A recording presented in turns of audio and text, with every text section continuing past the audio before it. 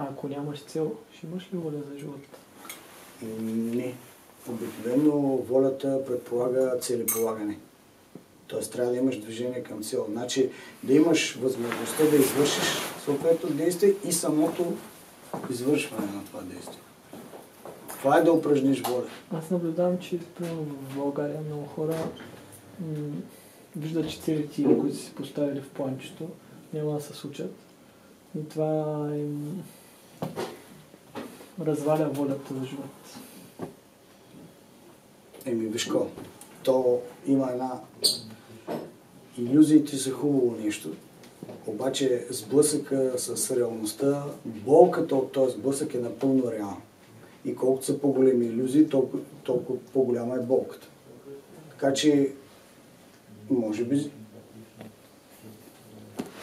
тези цели се почиват на някакви илюзии. То точно това е. Умението да си поставяш цел зависи от това алгоритъма на психиката ти. Ти си го избрал това нещо, смяташ го, че е възможно, защото психиката не прави нищо друго, освен да моделира. Тя в реално време задава няколко варианта на ситуацията и ти избираш този, по който да тръгнеш и да го реализираш в следващия момент. Значи университета за мен е вид илюзия. Тоест, те обещават ти нещо, което ти смяташ да постигнеш като цел и когато стигнеш до някъде от целта и виждаш, че няма да се случи и тогава ти се разбива волята и трябва да си силен, за да смениш целта си, за да измислиш нещо друго, за което, т.е. друг път, друг университет, дали ще е на живота, дали ще е на какво, дали ще е на училището. Значи тук така, тогава всъщност се оказва, че ти си допуснал грешка още при избора на тази цел.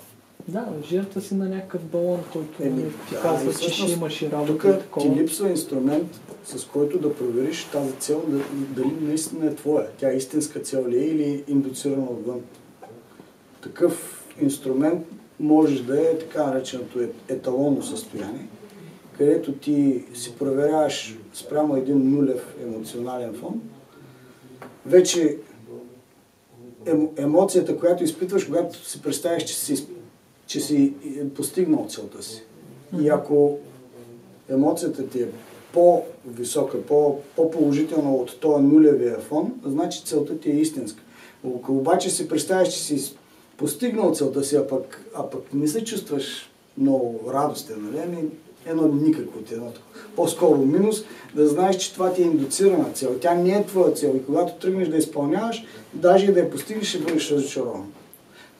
Ето е инструмент, с който да се проверяваш сам себе си, защото пак ти казвам, мислите, които ти се закачаш за тях, не ти се подстройваш за тях. Те изникват, защото някой успява да пренастрои потенциометъра ти, с който ти хващаш тази мисъл. И тази мисъл реално е индуцирана отвънка. В 99% от случаите е индуцирана. Те не го правят с цел тия потоци, дето говориш трети потока, за които един иска едно, другата цивилизация иска друго. Не, това са мирови течения. Дали, тия мирови така се развива света. Са реално целите, около които се правят и университетите, и работата. И ако не следваш тия течения, си реално си излишен от тия мирови течения. Ако примерно не завършиш... и още други течения. Ако не завършиш университета, за който е измислена работата, длъжността, с която да запълниш, ти просто ще останеш на някакво ниво 8-10 клас или така нататък. И вече ти трябва да си създадеш други цели, които няма да са тези три основни. Обаче трябва да влезеш в икономиката, която е базирана на тези три основни. Тоест ти ще си създадеш други цели и ще влезеш пак да помагаш на тези основните три течения.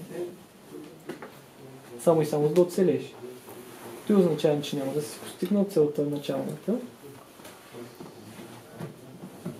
Някъде по средата ще си я спрял, ще си създал нова цел. Нали? Тоест, на теория е добре, на практика се оказват някакви половинчати цели. Ти се разочароваш от себе си, защото ти не си постигаш целите. Нали? И уж ти си виновен, а се оказва, че всъщност нали, ще остане само най-добрия там, един от 2000. Ами ето го Тая как, цел. зато и си прикараме, за това, че усещаш тогава, че не живееш пълноценно живота си. Защото някой ти го спуска отгоре. Спускат ти го отгоре, индуцират ти го, то не е твое. Ти търсиш своето. Трябва своето да... И като седнеш да си го мислиш твоето какво е, ако не си го поставиш на сила, като оня тип психика, който казва, че нали, този, който търси опасност, ти търси нали, тия препятствия, за да стане по-силен, по-волеви. Ако не го направиш и нещо, ти просто чакаш нали, някаква друга цел да изникне. Значи, виж, и при самото чакане ти няма да усетиш, как да кажа, няма да си направиш ново листче с план за живота. А защо трябва да правиш тези неща още? Един пример с един как ще дядо. живееш без цел? Ето,